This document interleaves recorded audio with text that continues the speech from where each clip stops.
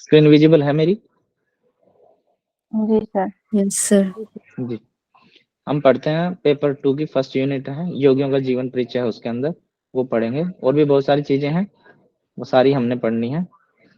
तो इसमें हम पढ़ेंगे स्वामी महर्षि स्वामी दयानंद सरस्वती जी का जीवन परिचय, ठीक है। और जीवन परिचय पढ़ेंगे, उनके माता पिता का नाम हो गया, उन्होंने कौन से कार्य किए समाज के लिए, योग में कौन सी सिद्धियां प्राप्त हुई उनको, ठीक है। उनकी पूरी बायोग्राफी पढ़ेंगे, ठीक है। उन्होंने कैसे कैसे सिद्धियां प्राप्त हुई है, जो वो योग से रिलेटेड उन्होंने क्या काम किया, उनको कौन सी सिद्धियां प्राप्त हुई, कौन सी पुस्तकें लिखी उन्होंने, कौन सी रचनाएं की हैं, वो सारी इसके अंदर पढ़ेंगे, ठीक है। उसके बाद गुरु गोरक्षनाथ जी का पढ़ेंगे हम जीवन परिचय। गोरखनाथ जी ने कौन सी रचनाएं लिखी, आपने कुछ हठयोगिक टेक्स्ट पढ़े भी होंगे नाथ संप्रदाय से रिलेटेड, जैसे आप हठ प्रदीपिका भी पढ़ रहे हैं, फिर हठ रत्नावली है, गोरख संहिता है, शिव संहिता है, ये सब नाथ परंपरा से रिलेटेड है। योग बीज पढ़ेंगे, वो गोरखनाथ जी की है। महर्षि पतंजलि जी के बारे में पढ़ेंगे, ठीक है। पतंजलि जी, उनका पतंजलि नाम क्यों रखा गया, कुछ मिसकंसेप्शन भी हैं, मिथ्या धारणा भी हैं, वो भी पढ़ेंगे इनके बारे में, कि कोई किसी तरीके से इनका जन्म बताता है, कोई किसी तरीके से बताता है, तो वो सारा क्लियर करेंगे हम। और जो डाउट वाले क्वेश्चन होते हैं, जैसे 2-3 इनका जन्म, जैसे आप देखेंगे कि वो अंजलि में आए थे ऐसे हाथ करके, उनकी माँ ने कोई संतान उत्पत्ति के लिए कोई पूजा पाठ की थी, उस ऐसे हाथ जोड़ रखे, जब उनकी आंखें खुली तो हाथ में बच्चा था, ऐसे था। और ऐसे गुरु गोरखनाथ जी का भी है, आपने सुना हो तो, कि गोरखनाथ जी जो थे, कि वो एक औरत थी, उसको बच्चे नहीं हो रहे थे, और स्वामी गोरक्षनाथ जी के गुरु मत्स्येंद्र नाथ जी थे। हाँ, मत्स्येंद्र नाथ जी थे, वो उधर से जा रहे थे, तो वो भिक्षा, जो हमारे सनातन परंपरा में जो भी संत होते हैं, तो उनको जब सन्यास की दीक्षा दी जाती है, तो कुछ वर्ष तक उनको ऐसे मांग के खाना पड़ता है, वो उनके होता है, ताकि उनको पता चल जाए लज्जा का, शर्म का, और समाज का, बहुत सारी चीजें होती है उसमें। तो जब वो भिक्षा लेने के लिए गए और उन्होंने जब आवाजें लगाई, तो अंदर से एक औरत आई, उसने जब उनको जो भी उन्होंने मांगा, जो भी अन्न या जो भी दान किया उन्होंने, जब वो किया, तो उन्होंने उसके देखा, उसकी तरफ देखा, तो उन्होंने कहा, क्या बात, आपका चेहरा इतना उदास क्यों है? तो उस औरत ने बताया कि मेरी काफी साल से शादी हो चुकी है और मेरे को बच्चे की प्राप्ति नहीं हो रही है। तो उन्होंने अपने, जो उनके पास एक लोटा सा होता है जिसको तमंडल बोलते हैं, उससे कुछ बबूत सी दे दी थी, कुछ जैसे भस्म सी होती है, वो दी थी कि आप इसको ले लेना और मैं फिर आऊंगा, तब तक आपको बच्चा हो जाएगा। तो जब वो तो दे के चले गए आगे अपना, उन्होंने भिक्षा लेते लेते वो तो चले गए। और जो आस पड़ोस की जो औरतें थी नियर बाई की, उन्होंने जब इस बात को देखा, तो उन्होंने कहा कि आते जाते साधु होते हैं, ऐसे कुछ भी नहीं लेना चाहिए। तो उसने उसको फेंक दिया जहां कूड़ा फेंकते थे। तो 12 साल बाद फिर मत्स्येंद्र नाथ जी आए उसी गांव में, उसी घर में जब आए, तो फिर अलग जगह आई भिक्षा भिक्षा मांगने के लिए। फिर वो औरत आई, फिर उन्होंने देखा, भिक्षा लेने के बाद बोले, बेटा बच्चे नहीं दिख रहे। तो वो कहने लगी कि महाराज जी, बच्चे तो हुए नहीं। बोला, ऐसा नहीं हो सकता, मेरी दी हुई औषधि या बबूत जो भी थी, वो खाली नहीं जा सकती, बताओ क्या बात हुई। तो उसने फिर बताया कि आस पड़ोस की औरतों ने मेरे को बहला फुसला दिया था, तो इस डर के मारे मैंने वो ली नहीं और मैंने उसको कूड़े के ढेर में फेंक दिया। और फिर उन्होंने कहा, कहाँ वो कूड़े का ढेर, मेरे को दिखाओ। फिर उसको दिखाया, तो वहां पे उन्होंने कुछ अपनी सनातन परंपराएं जो होती है वो मंत्र वंत्र से बोले, तो फिर उस कूड़े के ढेर से आवाज निकली थी। और फिर उसको आहिस्ता आहिस्ता कूड़े के ढेर को हटवाया गया उनके साथ, जो उनके शिष्य थे मत्स्येंद्र नाथ जी के साथ।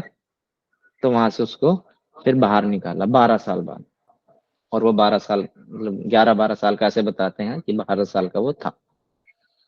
तो फिर उसने उन बच्चे को दिया नहीं, और पूरा गांव चंकित रह गया, एकदम से चौंक गया कि भाई ऐसे कैसे हो सकता। फिर वो उस बच्चे को अपने साथ ले गए थे, और उसको फिर वही सत्य की खोज, जो भी थी, वो अपनी सनातन परंपरा से रिलेटेड जो भी उनको ज्ञान प्राप्त करवाना था वो कराया, और आगे चल के फिर वो गोरक्षनाथ जी के नाम से फेमस हो गए। उन्होंने वो, आप में जैसे योग बीज पढ़ेंगे, गोरख संहिता पढ़ेंगे, उनकी लिखी हुई है। और भी बहुत सारी रचनाएं वो आप इसके अंदर पढ़ेंगे। ऐसे महर्षि पतंजलि जी के साथ है, उनका भी ऐसा मिसकंसेप्शन है कि कोई कुछ बताता है, कोई कुछ बताता है पतंजलि जी के बारे में। आगे आते हैं महर्षि रमन जी। रमन जी का जीवन परिचय पढ़ेंगे, वो क्या करते थे, क्या नहीं करते थे, कहाँ से उनको सिद्धियां प्राप्त हुई। ठीक है, तो सारा उनका जीवन पढ़ेंगे हम। और इसमें ये महर्षि हैं जो, इनमें से आप ये मत समझिए कि महर्षि वही होता है जो संन्यास धारण कर लेता, वही होता है महर्षि। ऐसा कुछ नहीं है। गृहस्थ जीवन में रह के भी आप सन्यासी जीवन जी सकते हैं। कैसे जी सकते हैं? ब्रह्मचर्य का पालन करते हुए। वो सारी आपको इन चीजों में, इनमें पढ़ने को मिलेंगे। स्वामी राम हिमालयन थे, इंग्लिश में पढ़ेंगे तो आप इसको स्वामी राम हिमालयन, ये अलग है। और एक और आएंगे आगे महर्षि स्वामी पंडित श्री राम शर्मा, वो अलग है। तो दोनों का जीवन परिचय पढ़ना हमने। स्वामी राम हिमालयन कौन थे, ठीक है, क्या करते थे, कौन सी उनको सिद्धियां प्राप्त हुई, उनसे कौन सी रचनाएं की उन्होंने, वो सारा इसके अंदर हम पढ़ेंगे। स्वामी विवेकानंद सरस्वती कौन थे, कौन इनके गुरु थे, ठीक है, इन्होंने क्या किया, जो इतने फेमस हो गए थे, अमेरिका में जाके इन्होंने शिकागो में भाषण दिया था। उसके बाद ये सबसे, उस समय के सबसे उत्कृष्ट श्रेष्ठ संत कहलाए हैं। तो ऐसा उन्होंने क्या भाषण दिया, तो उस भाषण में ऐसा क्या था जिससे इतने प्रमुख हो गए। जहाँ हालांकि बहुत सारे देशों का वो सम्मेलन था, अंतरराष्ट्रीय विश्व सम्मेलन था वो। तो उनके बाद उनको क्या सिद्धियां प्राप्त हुई, उसका क्या नाम दिया गया, कौन से योग से नाम से वो फेमस हुई, कौन सी इन्होंने पुस्तकें लिखी, क्या इनके जो इनका नारे थे, कोटेशन थी इनकी अपनी अपनी, जैसे स्वामी दयानंद जी की थी, वेदों की ओर लौटो, ठीक है, और दुनिया को अपना श्रेष्ठ सर्वश्रेष्ठ दीजिए, आपके पास सर्वश्रेष्ठ लौट के आएगा, जो हमारा, जिसके महर्षि दयानंद जी के नाम पे ही हमारी एकेडमी का नाम है। और जो उनकी कही हुई बातें हैं, दुनिया को अपना सर्वश्रेष्ठ दीजिए, आपके पास सर्वश्रेष्ठ लौट के आएगा। तो उन्हीं बातों को फॉलो करते हुए ये एकेडमी ओपन की गई थी।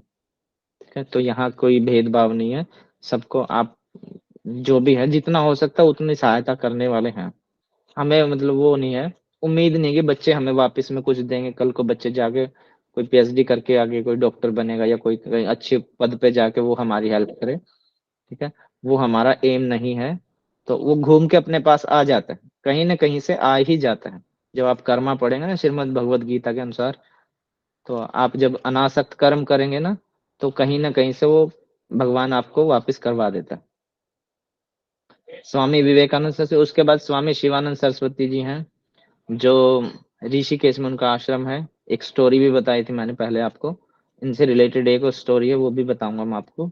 और जब आप ऋषिकेश जाएंगे, तो जैसे हरिद्वार से ऋषिकेश जाते हैं, तो त्रिवेणी घाट का एक वो आता, चौक सा आता, उससे थोड़ा सा आगे जाएंगे, लक्ष्मण झूले से थोड़ी सी पहले लेफ्ट साइड में इनका आश्रम है, बहुत बड़ा। ठीक है, तो स्वामी शिवानंद सरस्वती कौन थे, इन्होंने क्या क्या सिद्धियां प्राप्त की, क्या समाज के लिए क्या क्या कार्य किए इन्होंने, कौन सी रचनाएं की, ठीक है, वो सारा इसके अंदर, कैसे इनकी मौत हुई, इन्होंने अपनी इच्छा से प्राणों को आहुति दी थी, वो क्या थी, वो सारी घटनाएं आप इनको इनमें पढ़ने को आएंगी आपका।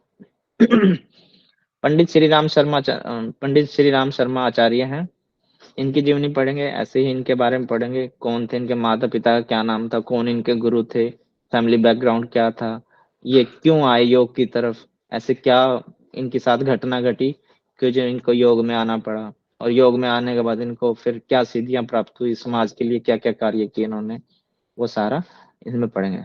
महाशय श्यामाचरण लाहिड़ी जी के बारे में पढ़ेंगे, ठीक है, श्री अरविंद घोष जी के बारे में पढ़ेंगे, अरविंद घोष जी के बारे में पढ़ेंगे।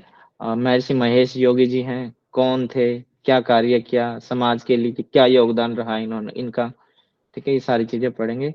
महर्षि रमन जी हैं, महर्षि रमन जी के बारे में आप पढ़ेंगे, बहुत इंटरेस्टिंग कहानी है। श्यामाचरण लाहिड़ी जी के बारे में पढ़ेंगे, जब डीपली पढ़ेंगे ना तो आपको बड़ा मजा आएगा, आराम से आपको ये चीजें याद हो जाएंगी। योगाचार्य टी कृष्णम आचार्य भी बोलते हैं इनको, पूरा नाम इनका तिरुमलाई कृष्णम आचार्य, कृष्णम आचार्य, कृष्ण आचार्य, और इकट्ठा बोलेंगे तो कृष्णमाचार्य। ठीक है, इनका जन्म कब हुआ, कहाँ हुआ, इनके माता पिता कौन थे, कौन इनके गुरु थे, पढ़ते पढ़ते इनको क्या सिद्धियां प्राप्त हुई, कैसा फील हुआ, उसके बाद इन्होंने क्या कार्य किया, कहाँ पढ़ने गए, वापस आने के बाद क्या किया, वो सारी चीजें आप इनमें पढ़ेंगे। ठीक है, भारत का दौरा किया, कब किया, कैसी कैसी घटनाएं इनके साथ घटी, वो सब सारी चीजें आप इनके ऐसे। भक्ति कालीन के कवि हैं, संत कबीरदास जी हैं। संत कबीरदास जी कौन थे, ठीक है, क्या इनका परिवार था, फैमिली बैकग्राउंड क्या थी, फिर धीरे धीरे इन्होंने क्या सिद्धियां प्राप्त की, समाज को क्या मैसेज दिया, इन्होंने पाखंड के खिलाफ खूब लिखा है।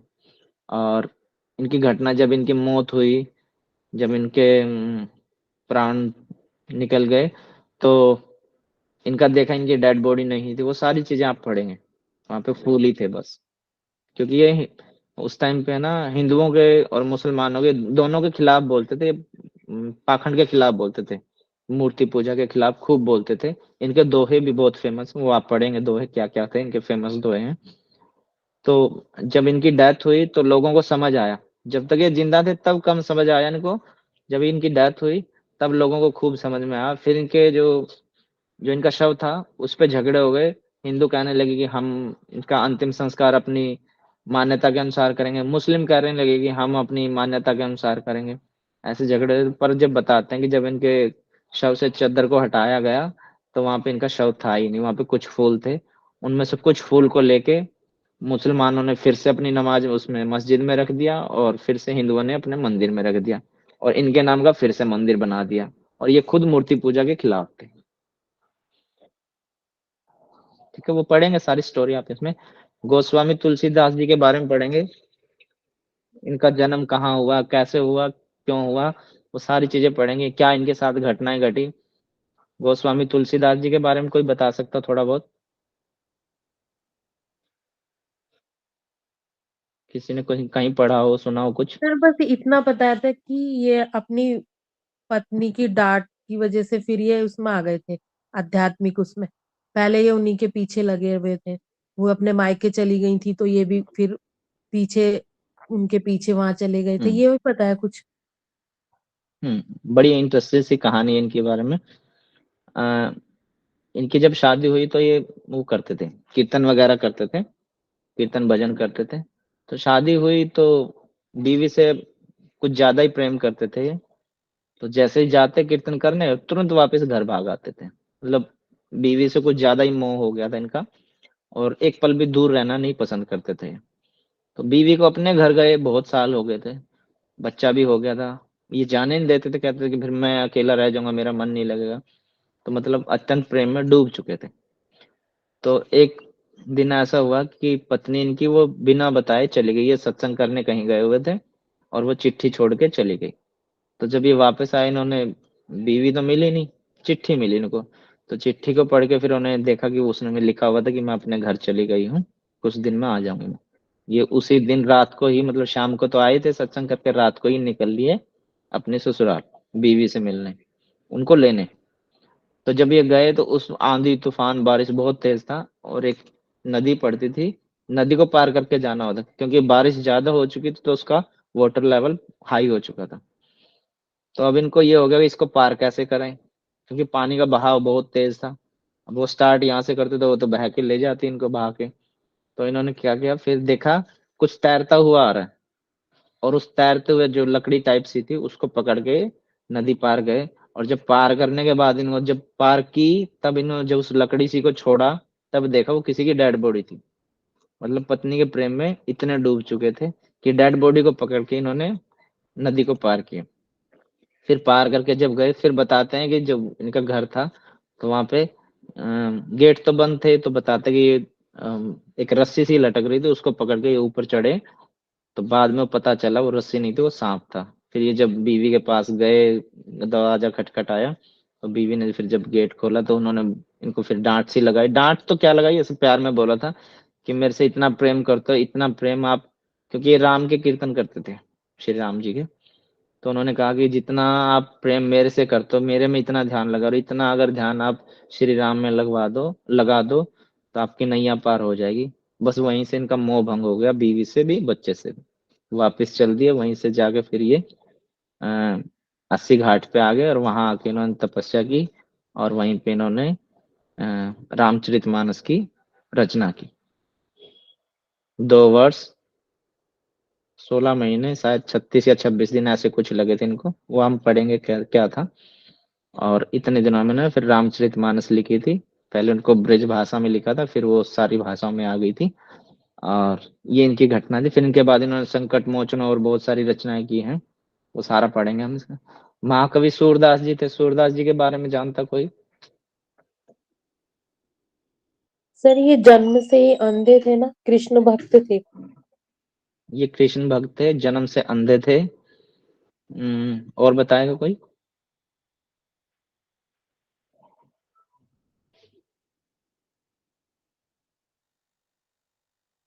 जन्म से अंधे थे और कृष्ण जी की भक्ति करते थे, बहुत अच्छी अथक भक्ति करते थे।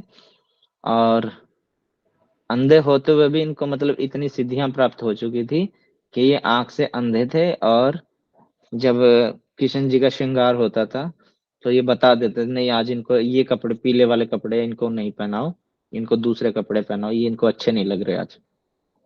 मतलब इतनी इनको सिद्धि प्राप्त हो गई थी। कोई जैसलमेर गया है?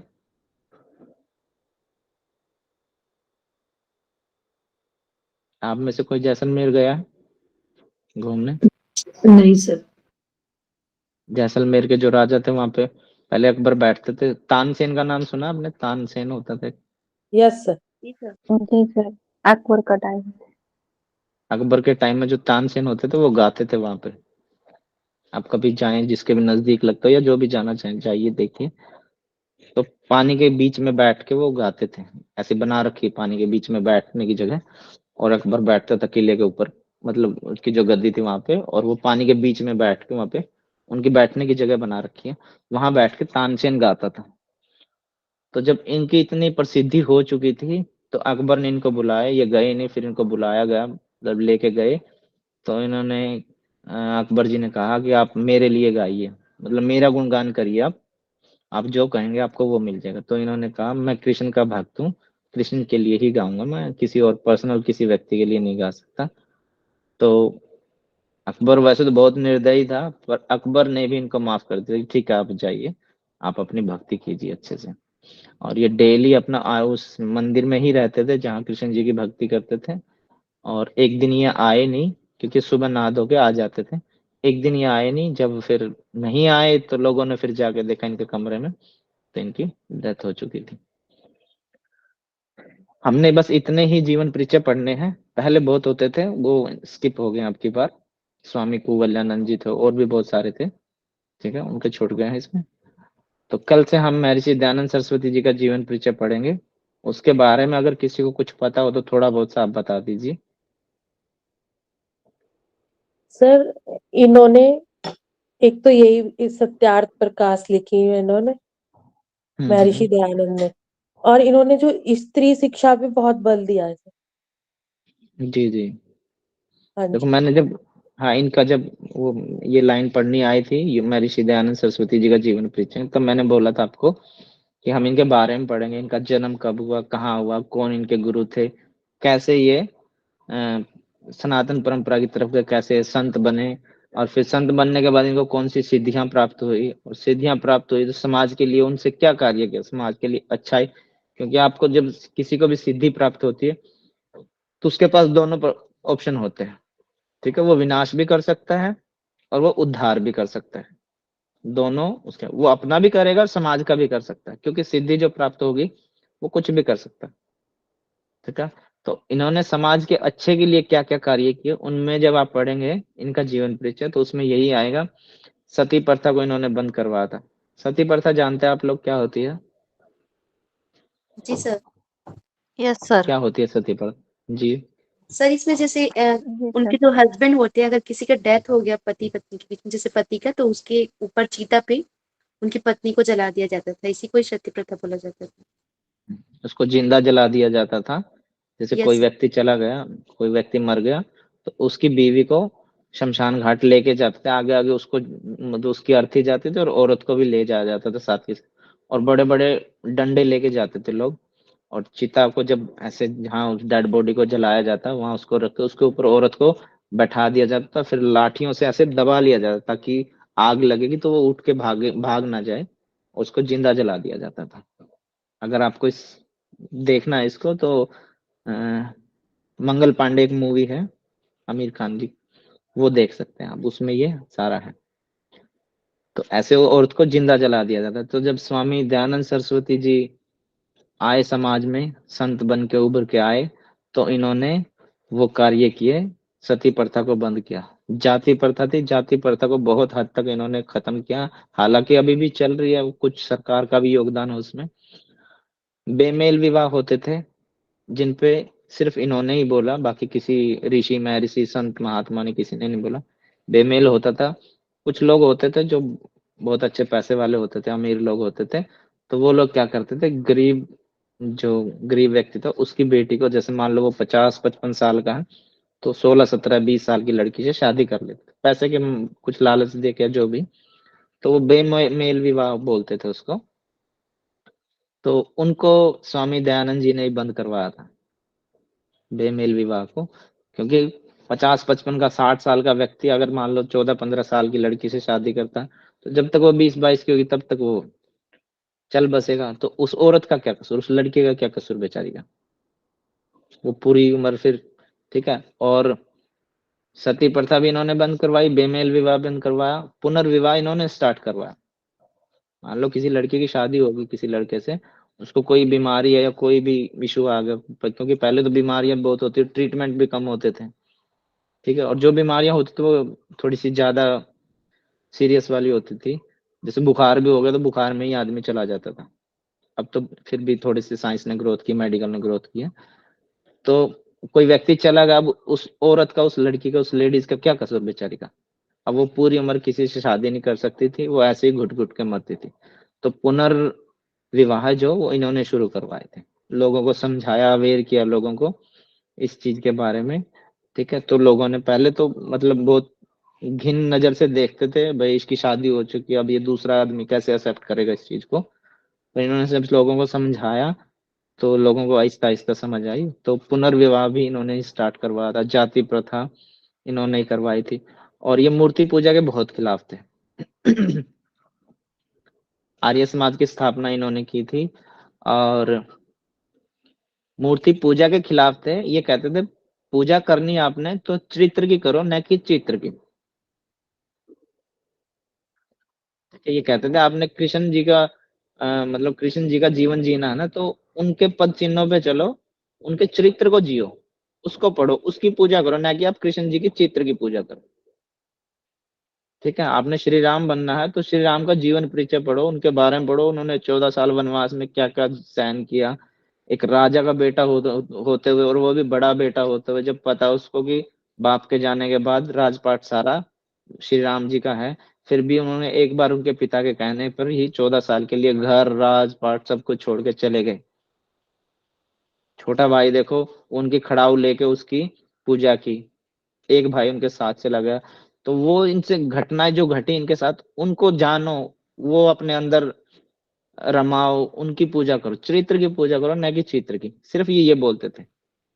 तो सर हालांकि एक आप वो कहीं भी स्टोरी देखो, है ना इसके पीछे कि शिवलिंग के ऊपर एक चूहा जा रहा था हाँ, और वो देख के वो इनका इनको लगा। जन्म को ले, हाँ, इनका जन्म हुआ तो इनका नाम मूल शंकर था, क्योंकि आप ऐसे में अगर आप मतलब इनको इनको क्या बोलते हैं, जो शास्त्री होते हैं, जो ये वास्तु दोष होते हैं, उसके हिसाब से बोलते हैं कि किसी का जन्म ऐसे उसमें हो जाता है कि वो ग्रह नक्षत्र वगैरह में, कि उसकी शादी वादी नहीं हो सकती, ऐसा कुछ है।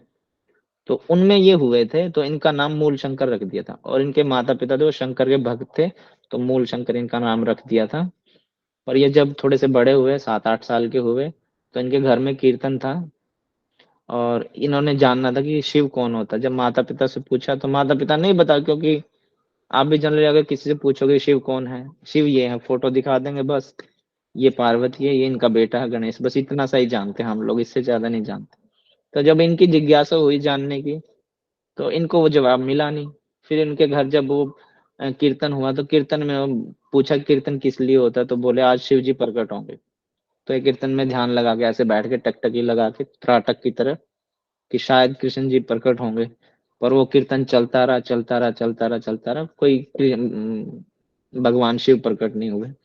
फिर उन्होंने देखा उनकी मूर्ति के आगे जो जो भी दीवा जल रहा था, दिया और प्रसाद वगैरह रखे, तो कुछ चूहे आए, उसको खा रहे थे, लड्डू वड्डू को, प्रसाद को, और वहीं पे अपना वो मल त्याग कर रहे थे। इन्होंने देखा कि भाई जब ये अगर आ भी गए, मान लो वैसे तो आए नहीं है शिव, पर आ भी गए तो कर क्या कर लेंगे वो, जब इन चूहों से अपने प्रसाद की, इन्हीं की तस्वीर के ऊपर मल मूत्र का त्याग कर रहे हैं चूहे, तो जब इनसे खुद को नहीं बचा पा रहे हैं तो मुझे क्या बचाएंगे, समाज को क्या बचाएंगे, मतलब इस संसार में क्या योगदान रहेगा उनका, कैसे बचाएंगे। तो इनका वहां से मोह भंग हो गया शिव से। तो बाकी भी शिव के जैसे कोई किसी को अपना श्रद्धेय मानता है, कोई किसी को मानता अपना, किसी की किसी में आस्था होती है, देवी देवताओं में। तो इनका वहां से मोह भंग हो गया। बार बार क्वेश्चन वही उठ रहा है इनके मन में कि शिव कौन है, असली शिव कौन है, शिव शिव असली चीज क्या है। तो वो इनको कहीं दिखी नहीं। तो फिर ये कुछ दिनों बाद इनकी बड़ी सिस्टर थी, उसकी डेथ हो जाती है। फिर ये पूछते हैं कि डेथ हो गई, अब इसका क्या करेंगे, ये मर गई है, अब इसका करेंगे क्या, इसका क्या होगा। तो फिर वही दुविधा में रह गए कि भाई अगर जीना और मरना है तो फिर आए क्यों। वही फिर सत्य की खोज के लिए इनको वो ललक लग गई अंदर मन में। फिर कुछ दिनों बाद, के 2-3 साल बाद, इनके चाचा जी एक्सपायर हो गए। फिर वही सवाल खड़े हो गए, चाचा मरे क्यों, अब मर गए तो इनका क्या होगा, इनके शरीर को जलाएंगे क्यों, जला दिया तो फिर शरीर कहाँ जाएगा, आए पैदा ही क्यों होते हैं लोग फिर अगर मरना ही है तो। अगर जलाना ही तो छोटे के क्यों नहीं जलाते, बड़े को इतना बड़ा करने के बाद उसको पाल पोस के क्यों। बहुत सारे इनके सवाल इनके मन में खड़े हो गए। तो इनको जानने की इनको उत्सुकता रही, पर घर में कहीं मिला नहीं। अंत में घर वालों ने सोचा कि इनकी शादी कर देते हैं, और इनका शादी करने के बाद ये पत्नी मोह में फंस जाएंगे, तो ऐसे ऐसे सवाल अपने आप इनके मन में बदल जाएंगे, पनपने बंद हो जाएंगे। पर जब इनको भनक लगी शादी की तो ये घर से भाग गए थे। इनके पिताजी दादाजी अच्छे पहुंच थी उनकी। तो मतलब समाज में, क्योंकि इनके वो थे ना, दादाजी थे, वो भी वो करते थे, कीर्तन वगैरह करते थे, अन्यायी भगत थे शिव के। तो वहां के आस जो नियर बाई के एरिया के लोग थे वो सब जानते थे। तो इनको बस पकड़ के लाया गया। फिर इनको कोशिश की इनकी शादी करने की, फिर से ये भाग गए। तो फिर इनके वो मन में खोज सी रही। फिर ये खोज के लिए निकल गए। फिर ये मिले नहीं घर वालों को रास्ते में, क्योंकि ये अच्छे घर से थे, फैमिली अच्छी थी इनकी। तो इन्होंने सब वेशभूषा में पहनी हुई थी। तो जब ये घर से निकले तो पूछा लोगों से कि सत्य की खोज के लिए, मतलब रास्ते में संत मिले, उनसे पूछा आप कौन है, कहाँ जा रहे हैं। तो मुझे अच्छे सच्चे शिव की तलाश है, सच्चा शिव कहाँ मिलेगा। तो उन्होंने फिर बताया इनको कि संतों ने कि ऐसे नहीं मिलेंगे आपको, पहले आपको ये जेवर वगैरह ये सब इनका त्याग करना पड़ेगा। तो मतलब लोगों ने खूब लूटा इनको, वस्त्र थे वस्त्र भी लूट लिए, इनके गहने वहने जो भी इनके जेवर थे वो भी लूट लिए। सब लूटने के बाद आखिर में इनको कहीं नहीं मिली आशंका। फिर ये धीरे धीरे कहीं संत के पास गए, वहां से फिर ये इनके जो मुख्य संत कहे जाते हैं, एक थे इनके संत परमानंद जी थे, उन्होंने सर इनका गुरु नाम महर्षि विरजन, दयानंद। हाँ, इनके सर गुरु थे वो महर्षि, गुरु विरजानंद। विरजानंद। नहीं विरजानंद जी से पहले इनके गुरु हुए, जिन्होंने इनका नाम रखा था स्वामी दयानंद सरस्वती। अच्छा। दयानंद नाम रखा था, स्वामी तो बाद में लग गया। जिन्होंने इनका दयानंद नाम रखा था वो परमानंद जी थे। और उनके बाद परमानंद जी से फिर ये उन्होंने भेजा आगे, उन्होंने आगे भेजा, तब ये लास्ट में जाके फिर ये विरजानंद जी के पास गए थे। और स्वामी विरजानंद जी थे वो अंधे थे जन्म से।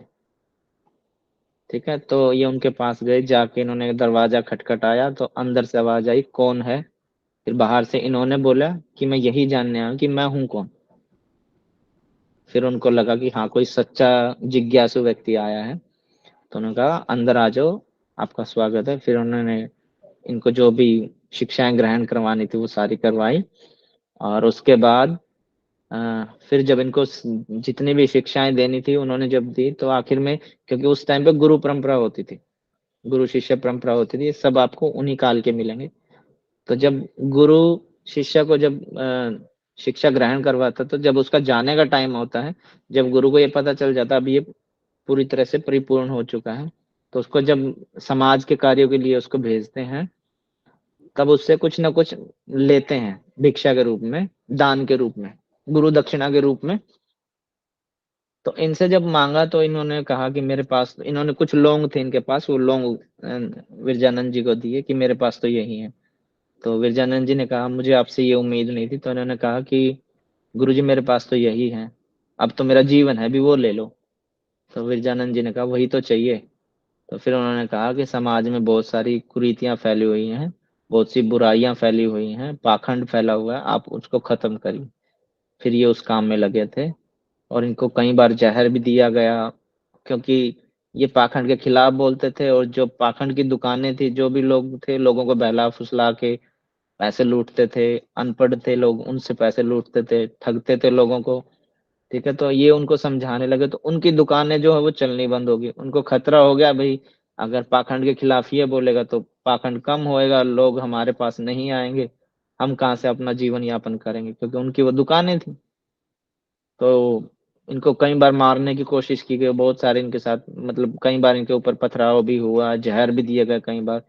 तो ये ब्रह्मचर्य का बहुत अच्छा पालन करते थे, और क्या नाम है, योग विद्या भी जानते थे, खूब सारी योगिक क्रियाएं जानते थे। तो ये जो इनका जहर दिया जाता, तो ये कुछ ही सूक्ष्म योगिक क्रियाएं करके उसको वापस निकाल देते। क्योंकि जब आप करते हैं ना, तो आपने जब पतंजलि योग दर्शन है उसमें विभूति पाद में आप पढ़ेंगे कि उसमें है ना आपको सिद्धियां प्राप्त होती, तो आपको मतलब दिव्य सुगंध की प्राप्ति हो जाती है, ऐसी ऐसी सिद्धियां प्राप्त होती हैं आपको। क्या मतलब, दूर कहीं की भी स्मेल आप स्मेल करके आप ये बता सकते हैं कि ये इस चीज की स्मेल है। तो इनको वो सिद्धियां कुछ प्राप्त थी, जिनसे इनको ये जहर जो दिया जाता था, कई बार तो ये ऐसे ही रख देते थे, मतलब जहर लेते नहीं थे, क्योंकि इनको पता चल जाता था। कई बार लोगों ने पीस के इनको दिया भी किसी किसी फॉर्म में, तो ये हर बार बच जाते थे। और 16-17 बार इनको जहर दिया गया, ये यौगिक क्रियाएं करके उसको वापस निकाल देते थे। आखिर में फिर ये अजमेर के थे राजा शायद, तो राजा जी के निमंत्रण पे ये वहां पर गए, उनके राजमहल में। तो वहां पे कोई वेश्या थी, उसकी पालकी आ रही थी। पालकी मतलब आप पालकी समझते हैं ना? Yes sir. Yes sir. कभी आप वैष्णो देवी या केदारनाथ गए हो तो वो एक कुर्सी सी होती है, उस पे दो डंडे से बड़े बड़े लगाते हो, चार कंधों पे रख के लोग उनको लेके जाते ऊपर, जिनसे चढ़ा नहीं जाता, जो ज्यादा मोटे लोग या जो जो जिनको कोई रोगग्रस्त होते हैं उनको लेके जाते। तो ऐसे पालकी आ रही थी, उस पालकी में उसको जब लेके आ रहे थे उस महल के अंदर, तो राजा अपनी गद्दी से उठ के गया, और राजा ने फिर एक व्यक्ति को कहा कि आप हटिए। तो उस पालकी को कंधा उन्होंने दिया था, मतलब जो वो महल के अंदर आ गई थी, तो उस गद्दी तक लाने के लिए उन्होंने एक कंधा उनका था। तो ये जब स्वामी दयानंद जी ने देखा, तो इन्होंने उनको बोला कि आप एक वीर पुत्र हो, आप राजा हो, और राजा का ये काम नहीं होता, ये नीच व्यक्तियों के काम होते हैं। तो मुझे ये कार्य पसंद नहीं आया। तो इनको जब समझाया, तो वो उनको समझ में आई जब, तो राजा ने वेश्या का आना जाना बिल्कुल बंद कर दिया वहां पे। तो वेश्या को इस बात की मतलब जब पता चला कि भाई ये व्यक्ति है, ये कोई संत है, इनके कहने पे मेरा राजपाट में आना जाना बंद हो गया सारा। तो उसने बदला लेने के लिए फिर इनको मारने की कोशिश की, और इनका जो रसोइया था उसको कुछ पैसे वैसे का लालच दे के, और उसको जहर, और जहर में संखिया नामक का एक जहर होता है, और उसमें पारा होता है, जो पारा आप देखते हैं ट्यूबलाइट वगैरह में आता है, जो पारा बहुत खतरनाक होता है, वो पारा और कांच पीस के बिल्कुल पाउडर फॉर्म में, और वो उस दूध में मिला के उसको दे दिया जो इनका रसोइया था। कुछ पैसे वैसे का लालच दे दिया, और उस फिर रसोइये ने वो दूध इनको दे दिया, और इन्होंने वो पी लिया दूध। और पी तो लिया, क्योंकि उसमें पारा था, वो आंतों को, फूड पाइप को काटता हुआ वो सारी आंतें कट चुकी। इन्होंने कुछ योगिक क्रियाएं की भी, कुछ जाते हुए कट गई, कुछ वापस जो कुंजल क्रिया वगैरह जो की उनसे कट गई इनकी आंतें। तो अंत में इनकी जब डेथ होने को ही, तो जो दिव्य महात्मा होते हैं ना, जैसे मैंने आपको स्वामी शिवानंद जी के बारे में बताया, तो वो इच्छा मृत्यु से अपने, उनकी इच्छा मृत्यु प्राप्ति होती है उनको, वो अपनी इच्छा से प्राणों का दान करते हैं। और वो कोई मुहूर्त देखते हैं, जब अष्टमी को, पूर्णिमा को, अमावस्या को, दिवाली को, ऐसे दिन चूज करते हैं। कुछ होता होगा उनको, इतना तो मेरे को भी नहीं पता। तो फिर इन्होंने कहा था कि 2 दिन बाद इन्होंने कहा कि सारे खिड़की दरवाजे खोल दो, ठीक है, मेरे को एकांत में छोड़ दो। तब इन्होंने अपनी इच्छा से, स्वेच्छा से इन्होंने अपने प्राणों की आहुति दी थी। ये इनका मोटा मोटा सा जीवन परिचय था, स्टोरी टाइप सा। बाकी कल आप डीपली पढ़ लेंगे इनके बारे में। ब्रह्मचर्य के बारे में इन्होंने बहुत अच्छा कहा है, और इन्होंने सत्यार्थ प्रकाश जो इनकी बहुत प्रमुख ग्रंथ है वो लिखा, उसके बारे में सच्चाई है सारी की सारी, और उसमें हर चीज का समाधान है, जैसे श्रीमद् भगवत गीता में। जब मैंने आपको आयुर्वेद पढ़ा था, तो मैंने कहा था अगर आप योग में आए हैं तो आपका मतलब ब्रह्मचर्य आपको हर जगह मिलेगा, वो उपनिषदों में भी मिलेगा आपको, योगियों के जीवन परिचय में मिलेगा, हठ प्रदीपिका में, घेरण संहिता में, उससे नहीं बच सकते, वो आपको मिलेगा मिलेगा, क्योंकि वो शरीर का निचोड़ है, बल है, असली चीज वो। अगर आपका वो डगमगा गया तो आपका मन पे भी असर आएगा, ठीक है, आपके शरीर पे तो आना ही आना, शरीर से मन पे भी आएगा और फिर आपकी आत्मा में भी आएगा, आपके आचरण में भी, आपके कर्म भी वैसे होते जाएंगे, निर्लिप्त होते जाएंगे आप उन चीजों में, लिप्त होते जाएंगे, सॉरी निर्लिप्त नहीं, लिप्त होते जाएंगे। और आहिस्ता आहिस्ता फिर जब हमने पढ़ा था कि रोगों का कारण क्या, तो उसमें हमने ये भी पढ़ा था कि बुद्धि का नाश होता है, फिर आहिस्ता आहिस्ता फिर सर्वनाश होता है। आप ये श्रीमद् भगवद गीता में पढ़ेंगे। तो ये इनकी मोटा सा जीवन परिचय था, बाकी कल डीपली हम पढ़ेंगे। ठीक है जी।